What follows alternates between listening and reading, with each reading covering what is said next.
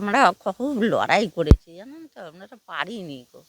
হ্যাঁ, পার্টির লোককে বলেছি, থানার লোককে বলেছি, কেউ কিচ্ছু করতে পারেনি। মারামারি আমাদের ওই ঘরে ঢুকে মারামারি সব। হ্যাঁ, না আমরা গিয়ে মেরেছি, খদ্দেরকেও মেরেছি, ওদেরকেও সব মেরেছি। না তা পাচ্ছি না বাবা, কী করবো, আমরা গরিব মানুষরা। হ্যাঁ হ্যাঁ, যেটা স্থানীয় মানুষজন যেটা বলছে যে এই যে এখানে এই যে গাঁজার কারবার চালানো হতো, এটা দীর্ঘদিন ধরে চালানো হচ্ছে এবং বারে বারেই তারা সেটাকে নিয়ে প্রতিবাদ করেছে।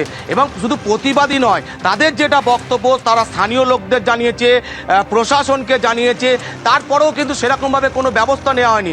যদিও পুলিশের পক্ষ থেকে জানানো হয়েছে যে সঙ্গীতা সাহানিকে যেটা গ্রেপ্তার করা হয়েছে ঠিকই, এর পাশাপাশি সঙ্গীতা সাহানির যে মা, সেও কিন্তু এই বাড়িতে থাকতো এবং তাকেও কিন্তু আগে গ্রেপ্তার করা হয়েছে এবং তার বিরুদ্ধে এনডিপিএস কেস আছে, অর্থাৎ গাঁজা পাচারের অভিযোগ আছে। এবং ইতিমধ্যেই আজকে কিন্তু মেমারি থানার পুলিশ এখান থেকে গাঁজার কারবার চালানো হচ্ছে পুনরায়, এবং সেই খবর পাওয়ার পরে কিন্তু এখানে অভিযান চালায়। এবং অভিযান চালানোর পর রীতিমতো তো তুমি শুনলে যে রীতিমতো 47.5 কেজি গাঁজা, এবং শুধু গাঁজা উদ্ধার নয়, পাশাপাশি সেখান থেকে প্রায় 42.5 লক্ষ টাকা উদ্ধার হয়েছে।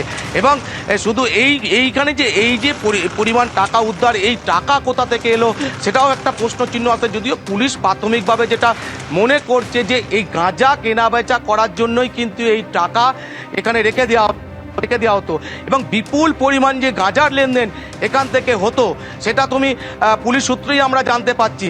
এবং যেখানে তোমাকে দেখালাম কিছুক্ষণ আগেই যে একটা কাউন্টারের মতো একটা ছবি, একটা জানলার এখানে, সেই কাউন্টার দিয়ে কিন্তু যেমন রিটেল কারবার করা হতো, যেমন পুলিশ যেটাকে পেয়েছে এখনো পর্যন্ত সিজ করেছে যে 50 টাকার একটা প্যাকেট, 100 টাকার একটা প্যাকেট, অর্থাৎ এই 50 টাকা 100 টাকার প্যাকেট ঠিক এই জানলা থেকেই সাপ্লাই করা হতো। এবং এই যে রাস্তাটা তোমাকে দেখাবো, তোকে দেখাতে বলবো, এই যে সরু গলিপথ রাস্তা প্রায় অন্ধকারাচ্ছন্ন, যেখানে লাইট জ্বলে না, এই রাস্তা দিয়ে কিন্তু অন্ধকারের মধ্যেই কিন্তু খরিদ্দাররা আসতো এবং তারপরে এই জানলা অর্থাৎ এই বাড়ি থেকে কিন্তু তারা গাঁজা সংগ্রহ করতো। এবং শুধুমাত্র রিটেল আকারেই বিক্রি নয়, পুলিশ যেটা মনে করছে যে এই যে এত পরিমাণ গাঁজা এখানে মজুত করা হয়েছিল, তার ফলে জেলার বিভিন্ন জায়গায় এই কিন্তু গাঁজার কারবার চালাতো, এই বাড়ি থেকেই চালানো হতো।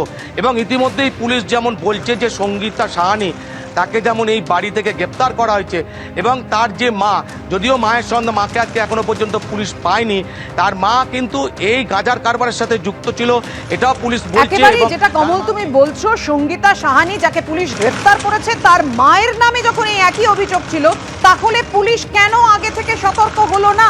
এভাবে বান্ডিল 42 লক্ষ যেভাবে উদ্ধার করলো আজকে পুলিশ, কিন্তু এই গাঁজার কারবার তো দীর্ঘদিন ধরে চলছিল। সেটাই তো স্থানীয় মানুষজন বলছেন যে পুলিশকে জানিয়েও কোনো লাভ হয়নি। এই মুহূর্তে ধন্যবাদ তোমায়।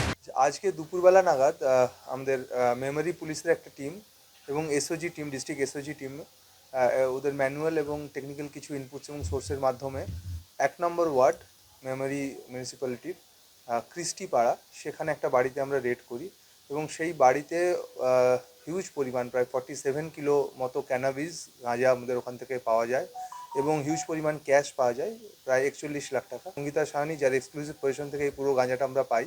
এবং সেখানে বেশ কিছু ওরা ছোট কিছু পুড়িয়া ছিল, কিছু বড় পুড়িয়া ছিল এবং কিছু 1 কিলোর প্যাকেট করা ছিল। ওর কাছ থেকে জিজ্ঞাসাবাদে ও কনফেস করে এবং ওর কাছ থেকে জানা যায় যে বড় পুড়িয়া যেগুলো ছিল ওগুলো প্রায় 100 টাকা করে ও বিক্রি করতো এবং যেগুলো ছোট পুড়িয়া ছিল সেগুলো 50 টাকা করে বিক্রি করতো। এবং আমরা প্রাথমিক তদন্তে যেটা পাওয়া যাচ্ছে যে এই হিউজ পরিমাণ যেটা ক্যাশ রয়েছে, ওর কাছে আরও ক্যানাবিস ছিল এবং তার সেল প্রসিড হিসেবে এই টাকাটা আমরা ওখান থেকে সিজার করেছি।